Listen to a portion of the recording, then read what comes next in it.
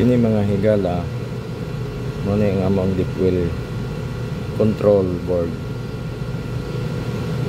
So sa miagi dili na siya mo andar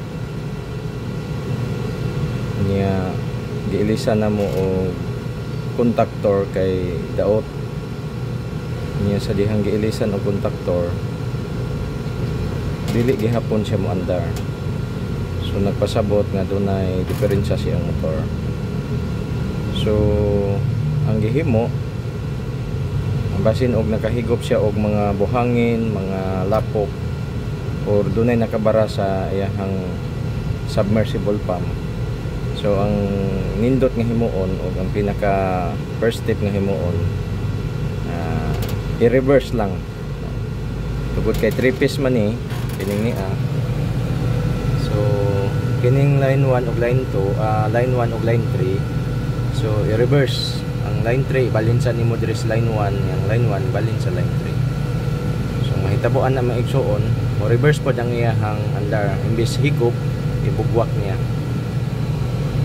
So sa karon ihimo na to na sa makadaghan, no. Kanya pagkahuman na to og reverse, ibalik na to sa iyahang normal nga linya. Ug dayon paghuman na to kabit, pagkahuman na sa sit up balik, so i-try na to pa andar.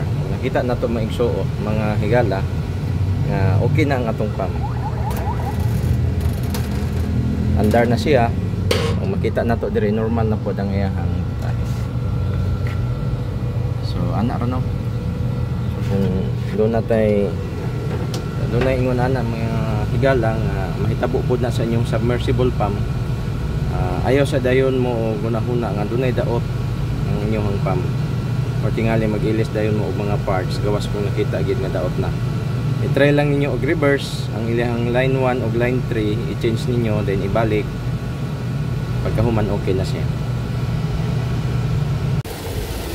So karon mga higala, mauna ninyo ang ato ang andar, ang ato ang higop sa submersible pump, o mauna niya ang bugwak. Ang kusog kayo, no? Okay, normal na gid ang agas. So okay na kayo. Puno na gid atong tangke ani.